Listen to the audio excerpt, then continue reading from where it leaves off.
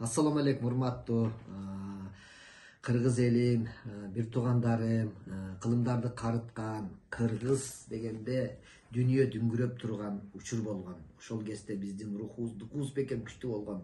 Себеби өзүбүздүн каада салтыбыз бар, үрп адатыбыз бар, маданиятыбыз бар.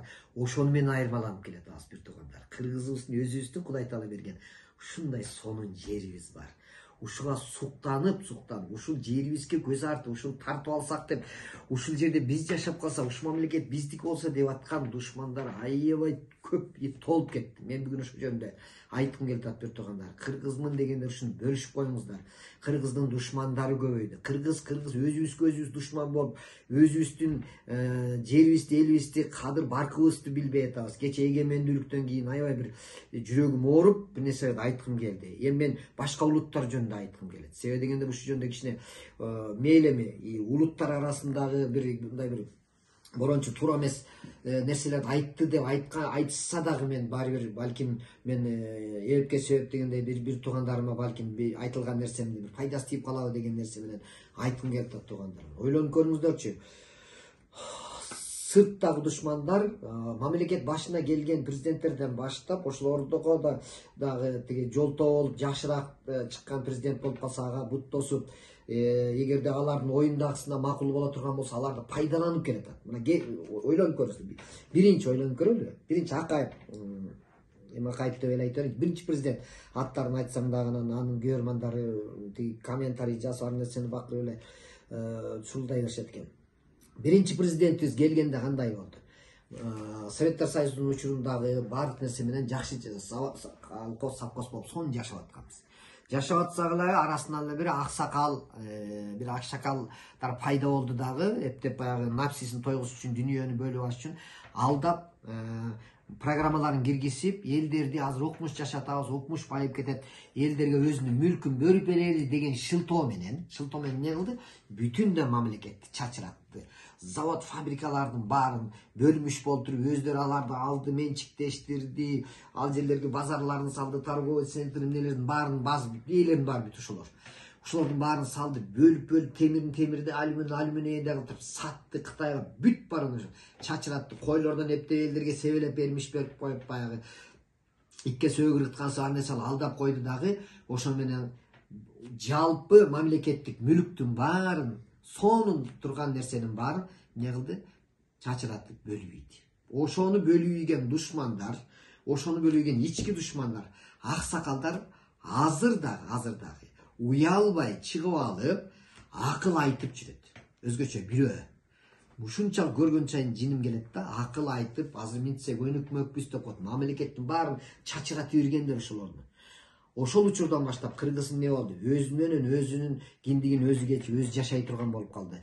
Кредит алып анан астынан Россияга кетип аткан ушул биринчи президенттин учурунда болду. Андан кийинки президенттер келди. Андан кийин келген президенттер эмне кылды? Завод, фабрика салган жок. Же болбосо азыркы кыйкырып атабыз, свет өчүп атат, анан кийин улам минтип атат, анан азыркы президент минтиби деди. Ошол кезден баштап же светинин тогунун зымы алмашпаса, же канализациясы кайра алмашпаса, же жолу салынып баштабаса, талкаланган, саткан болуп эле келатышпайбы? Сырттан акча алып, ошол акчаны эптеп, өздөрүнүн алгандан ошол акчаны эптеп кутулуш үчүн эмне кылып атат? Сырттын маданиятын алып келип бизге түртүп атпайбы? Кыргыз элди бөлүп жарып атпайбы? Бизге сырткы душмандын кереги жок экен. Бизге жөн эле уруу, жер, трайбализм ушуну эле айтып койсо болот жетет. Кече күнү деле тиги 31-нде болгон улак тартышта деле көрүп өттүк. Улак тартыштын деги формасын такыр өзгөртүш керек экен. Улак тартышта азыр жерлерден оштуку, таластыкы деп, эртең таласка барса таластан уруш чыгып, ошко барса оштон, анан көлгө барса көлдөн уруш чыга бербей, андан көрө 80-ден 85-жылга чейинки баардык 7 областтан балдарын, 90-дон 95-жылга 7 областтын балдарын кылып отуруп, баардык областтан бирден алар команда түзүп туруп ойнотуш керек экен. Ким коргой албай, кимге ким балет эте албай, анан кыйында балет этип отура бересиң. Бизге бөлүнүштүн кереги жок экен. Баарын топ команда кылып коюш керек экен. Бизге душмандыкты жөн эле жер болуп калса душман болуп жатып калат экенбиз. Өзүбүз ушинтип чурулдап, болбогон нерсе үчүн, бир улак үчүн кече күнү чурулдап, душман болуп, эки жаат болуп чурулдап атабызбы? Sırttagılar bizdi gülüp, bizdin жерибизди кызыгып, элибизге чуулдатып коюп, тартып алганга аракет кылып атат.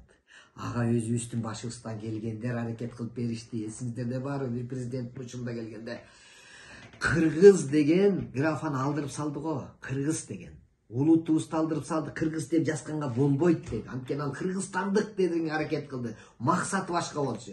Ал эми сырттагылар менен соодалашып алганда эмне болот анын максаты? Американец дегендей болот. Америкада Обама келип президент болгондой болуп, эртең күнү кыргызстандык 80ден ашык жашап аткан улуттардын кыргызстандык болуп эсептелинет дагы. Ошолор эртең күнү эмне болот? Ошолор мамлекетке кызматка келгенге укуктуу болуп калат. Себеби жалпы кыргызстандык болуп калат. Алар келет, аким болот, губернатор болобу, депутат болобу, барып президентке кандидатурасын коет. Президентке кандидатурасын койгондон кийин алар утат. Эмнеге утат? Анткени алардын колунда бар, алар бай. Мындай эле элестетип көрүңүздөрчү, кечеги тиги Кумтөрдөгү Канаданын бир жетекчиси кыргызстандык деген болуп калган болсо, ал президентке койгон болсо, ал утат. Анткени акчасы бар, алтыны бар керек болсо, ал ошол жерде иштеп аткандардын баары аны колдойт. Кыргыз акчасы барды колдойт. Анан өзүнүн туугандарына айтып, ошону колдойт. Ал келечекте башыбызга келип калса, кыргыз эмес, жүрөгү кыргыз деп сокпогон бирөө келип калса эмне болот деп ойлонбойт. Ал андан көрө бүгүн тиги кредитин жабаш керек же, кредитти дагы башка бир улуттагы бирөө берген. Президентке коюп аткан бир Кыргызстан боюнча тиги банкы бар, кредит берип, кыргыздардын баарын, ошонун баарын кул кылып, ошолордун баарын өзүнө карыз кылып, кредитин төлөй албай бечара кыргыз. Эмне кыларын билбей, үйүн алдырып, ызаланып, нелерин билбей, акакта ыйлап жатып калса, ал кыргыздын акчасына тоюп алып, башка бир улуттун жигити президентке койгон. Эсиңиздерде жокпу? Чыгып алып, дыши деп атпады беле. Дышайт этмектүүсүн монтип, эртең президент болсо муун өлтүрүп койбойбу? Ой жүгүртпөйбүз. Башка улут келип туруп, башыбызга келип ала турганы менен чатагыбыз жок. Балким комментарий жазат чыгарсыңар, тиги улут арасында эме болуп атат деп, кошоматчылар, башка улуттун акчасын алып иштеп аткандар. Ушинтип барып туруп, кыргыз чачырап кетип атабыз. Коомубузду бузуп кетип атат. Башка жактарын алып келип, каада салтын, үрп адатын киргизип атабыз. Матчество деп чыкты Кашаев жакында. Матчество деген эмне? Матчество деген бул эненин укугу деген шылтоо менен эмне десе атасы таштап кетиптир. Атасы таштап кеткенде кыргыздарды бир туугандар бөлүп алып, багып алып деле эме кылып атат. Аны энесине каттатып койгон жок. Энесине каттатып коюу деген шылтоо ал. Ал эртең күнү биздин кыргыздын кыздары кайсы улуттан, Кытайыңанбы, Түркүнгөнбү, тиги каягынан болсо да тууп алсаң да өзүңө жаздырып ал деген сөз. Эртең күнү ойношту күтө бер каалашынча тууп алсаң өзүңө жаздырып аласың деген сөз бул. Ойношту кожалачу. Анан барып туруп анан укукту кыргыздын өзүнүн каада салт эле бар болчу. Укук, баланын укугу дегенде баланы сыйлап эле, эненин укугу энени сыйлап эле келген. Булар башка шылтоо кылат. Эртең күнү сен айтканга болбойт дегенге алып барат. Укугу бар мунун деп туруп. Акырынча сырттагы немен алып келет. Ал кандай? Сыртта мындай болот, билесиздерби? Эгерде бир бала, эркек бала төрөлсө, ал 18 жашка чыккандан кийин гана ал өзүн эркекмин деп же кызмын деп тандайт имиш мына. Себеби бул баланын укугу. Ага чейин аны эркек болсо сен эркексиң деп айта албайсың, кыз болсо сен кызсың деп айта албайсың. Сен акың жок. Анткени анын укугу бар деп чыгышат да бул акмактар. Шайтандын ишин алып келет. Аны элестеткиле. 18ге чыккандан кийин эркек бала өзүн кызмын деп, өзү мындан ары кыз болом деп тандап атса. Кыз бала мындан кийин мен эркек болом деп тандап атса. Анан ошон үчүн эркек барып эркекке, кыз менен кызга үйлөнүп аткан ошол да. Анан ошону барып туруп анан кийин сырттан акча алган биздин ички душмандар жанагы сырттын акчасын алып туруп анан кийин кечеки жана менин жердешим Молжекеге окшоп анан кийин силер тиги жердештерим силер акылыңар жок экен, мен силерге таарындым дейт. Биз маданияттуу болуп, анын колдоп аткан нерсесин колдоп беришибиз керек экен да. Тиги жанагы үйлөнгөндөрдү, эркек үйлөнгөндөрдү, кызга кыз кыймалгандарды эме кылышып, колдоп турушубуз керек экен да. Ички душмандардын немесин колдоо аны. Анан кече күнү аны камап койсотум эле аны Олжеке деп аны баатыр кыласың. Олжеке эмес Чалжеке болуп ал карыганда калжаңдап алып алган тыйынын акташ үчүн душман болуп атат кыргызга. Ушуну билген жоксуздар. Кыргыздар кандай гана ич ара ушундай душмандык кылып атканыбызды өзүбүз билбейбиз. Өнүкпөйбүз. Эмнеге? Өзүбүздө турган алтын кендерибизди иштетели десе, бул биздин жер, бул баланчанын жери, анан бул түкүнчөнүн жери деп чурулдап кыйкырып чыгабыз. Анан өзүбүздөн кенебизди өзүбүз алып иштетпесек, ана кандай кылып биздин экономикабыз көтөрүлөт? Анан кийин сырттан акча сурап атпайбыз карызга. Кайра карыз болуп атабыз. Биз ошо карыз болуп туруш үчүн душмандар, ички душман менен сырткы душмандар ошолорго кызыктар. Кече күнү мен жердештерим логистический центр кылалы ат башыга десе, өкүрүп акырып кыйкырып жүрүп, тим эле Кытай басып алат деп кубалай бидик. Анын саясаты башка. Анткени жана ички душмандар акча берип койгон, башка жактан саясат болгон. Анткени бизди Кытайга жакын ат башыга логистикалык центр салына турган болсо, бүтүндөй товарлардын баары жакыныраак ат башыга келип туруп, ошол жерден анан башка өлкөлөргө таркалмак. Бул биздин экономикабызга аябай жакшы болмок. Аны токтотуп койдукпу? Биз кыйкырып өкүрүп жүрүп турат ошол талай эмгиче. Эч нерсе болбостон. Кече күнү мен Кытайга через Казакстан каргоз аркылуу өттүм. Каргоз шаар болуп кетиптир. Шаар. Логистикалык центрлардын баары ошол жака салынып атат. Шаар ошол жака салынып атат. Кытайдан келген товардардын баары бүтүп ошол жактан алып келип атабыз. Эми билдиңерби ким аркылуу болуп атат? Каяк аркылуу болуп атат? Ар бир сырттагы башкалардын баары Кыргыздын өнүгүп өсүп кетишине эч каалабайт. Аны сас келгенсип, мына башыбызга келгендердин баары мына газыбызды сатып бердик, болбогон нерсеге дабиребизди берип койдук. Ошентип отуруп Кыргыз өзүбүзчө өнүгүп кеткенге жарабай турган кылып, анын аларга муктаж кыла турган кылып турат. Анткени себеби бирдеке десе, мынтип бизди бурап коюш керек. Бурап койсо туруп калабыз ошол бойдон. Ушинтип душмандык кылып атса дагы эмне кылып атабыз? Бири-бирибизге душман болуп атабыз. Азыр болсо тынчтыгыбызды бузуп, чуручу чыгарып туруш керек. Бизде митинг болуп чурулдаган, мен баягы митинг жөнүндө тамаша айтып, таш менен алып койдук десек, биз окмуш таш менен алып койдук деп күлүп атасыздар. Анын башка жагы бар. Биз мамлекетибизди таш менен алмаштырып койгондон кийин башка улуттагылар жөнүн алмаштырып койсо болот экен да, курал жарак менен. Эгерде таш менен бийликти алмаштырып койгон болсо, ал күлкү эмес ал. Ал деген ыйлаш керек. Биздин мамлекеттин алсыздыгын көрүп алып ыйлаш керек. Биз өзүбүздүн алсыздыгыбызды көрүп алып ыйлашыбыз керек. Биз бири-бирибизге эле баатырбыз. Тиги жердешкен, анан бул берден мен жердешкенде эле, эдиреңде эле бири-бирибизге баш көтөргөндөн баштап. Башыбызга келген, мына азыркы келген президентибизге дагы ушуну эптеп, мына сыртка барып, мына Кыргызстан, Өзбекстан темир жолун куралы десе, ага башка мамлекет кызыктар эмес. Азыркы кылып аткан президенттин иштерине көпчүлүгү сырттан эмне болуп атат? Бизге көп баш ийбей, өз билгенин кылган, өзүнүн мамлекети үчүн деген адам экен. Муну бир нерсе кылыш керек десе, ошого жанталашып, кайра митинг кылган жанталашабыз. Колдо бар алтындын баркы жок дейт. 4 саат уктабай жанталашып жүгүрүп иш кылып жүрөт. Ушуну бир стабилдүүлүк үчүн, тынччылык, өнүгүү үчүн колдоп турсак эмне болот? Президентке деген элге жакын болуп атат го. Кайсы президент эле ар бир айткан сөзүң эле жооп кылып турчу эле. Азыр соцсеттен эле жаса койсом деле өзү жооп берсе, аны да өзү жооп берип атат деп эметесиңер. Аны жанында иштеп аткан жардамчылары, жана президенттин катчылары жанында жүргөндөр саботаж кылгандан башка эч нерсе кылбайсыңар. Президенттин өзүн жооп бердирип, болбогон кээ бир нерселерге жакшы, таза, ачык, элге жеткиликтүү жооп берип койгондун ордуна, эсиңер болуп коюп ошол жерде машырланып, мен президенттин ушу жардамчысымын, же болбосо мен президенттин тиги ушу жанында жүргөн адаммын деп коюп, кыялданып коюп жүрөсүңөр. Ар бир нерсеге өзү жооп берип атат.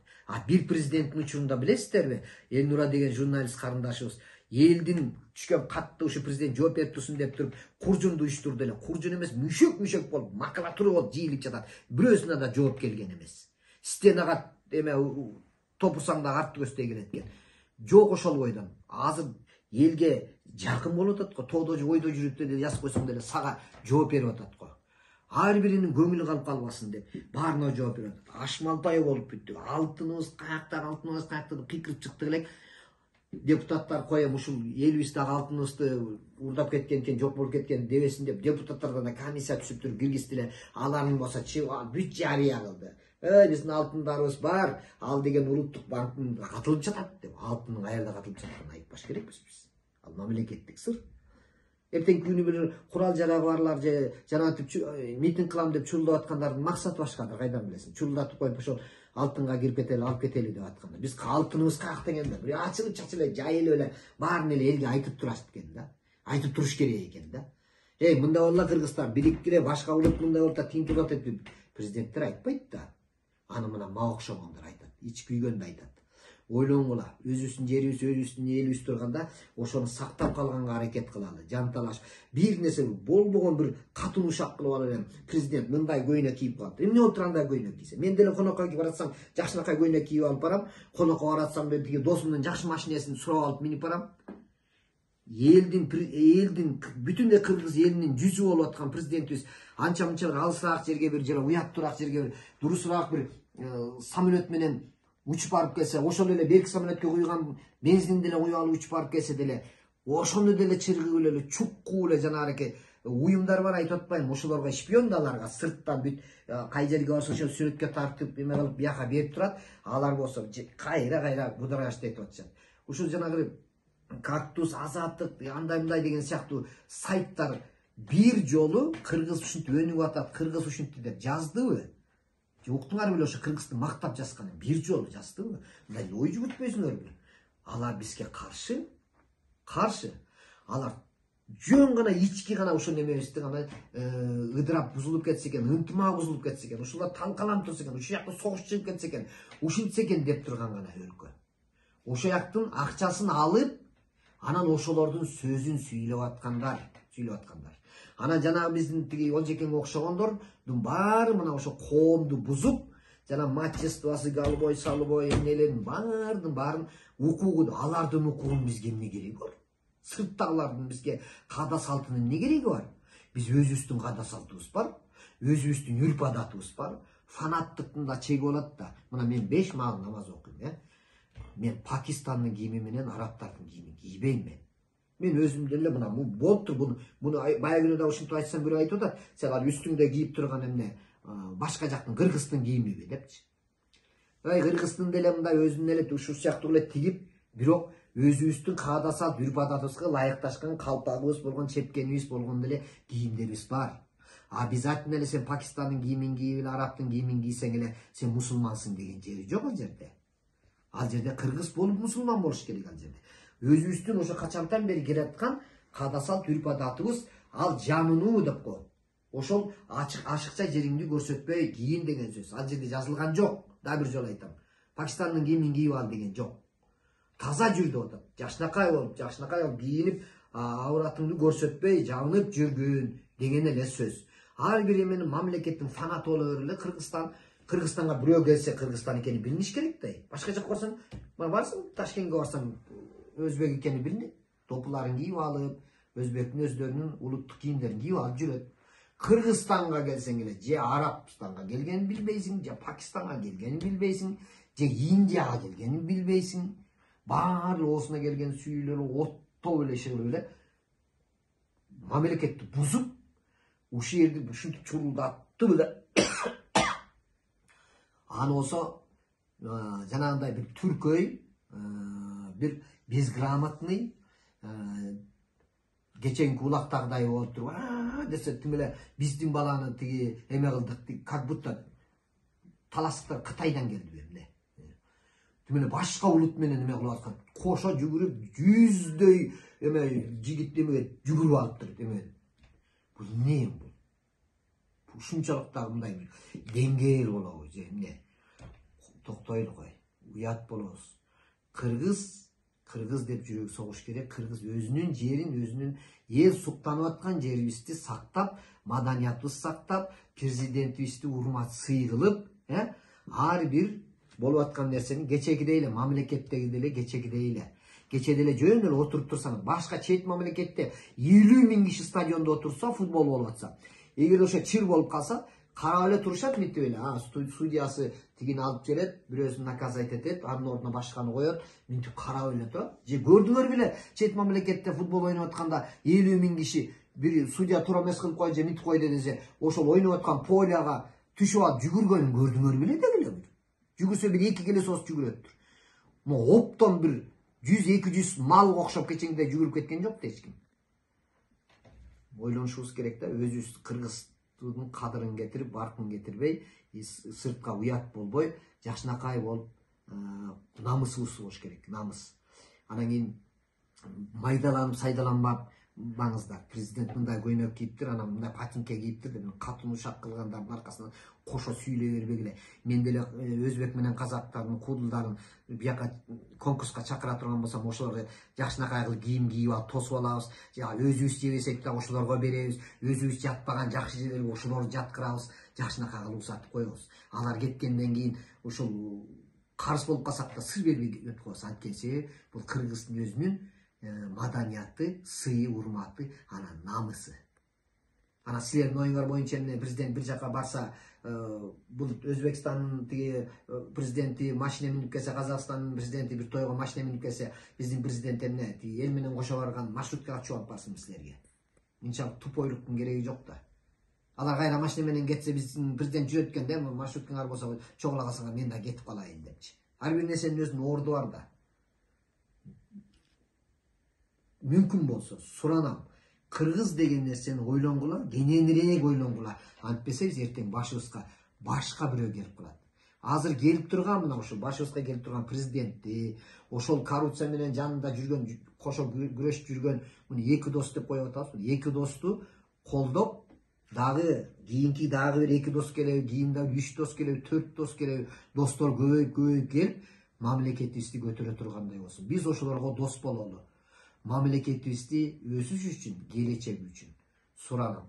Мүмкүн болсо кыргыз бир туугандарга таркатып коюңуздар.